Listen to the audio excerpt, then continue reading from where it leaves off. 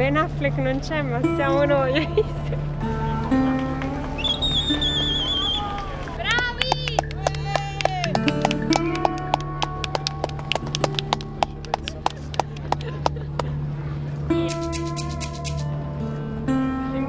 Hanno completamente ragione comunque.